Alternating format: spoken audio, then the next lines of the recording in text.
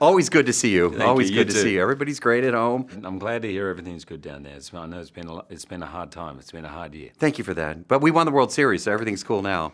And I was working with a guy from Houston at the time, who's from Houston, and so I was so happy for him. So, Well, it's and the whole always city, it did feel right.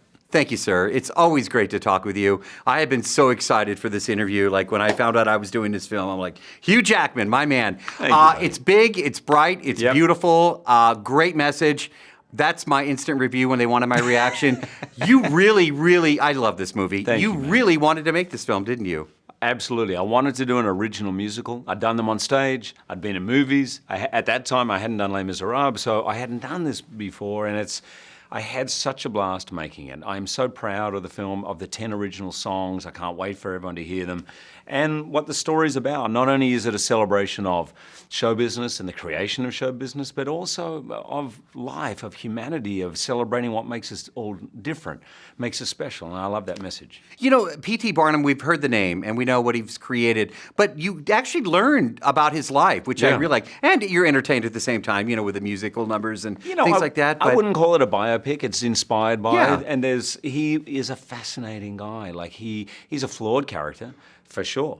And which is good when you play him as an actor, but he's an outlier, he's a pioneer. He saw the world differently than anyone else. He would not take no for an answer, and it's an inspiring story. Well, the story about Miss Lynn, that storyline, as I researched true. getting ready for today, Yeah. I said, wow, this really did happen. He actually invented the phrase Lindomania.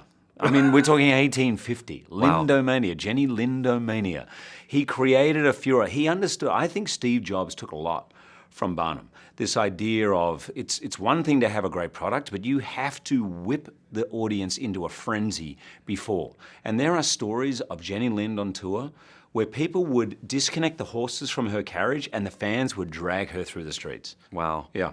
What did the musical numbers, what was your favorite one, by the way? Because there's so many good scenes in this. It rotates for me because I really love all the songs. I love these guys, Justin and Benj, who wrote the music, did Dear Evan Hansen, which I can listen to every day.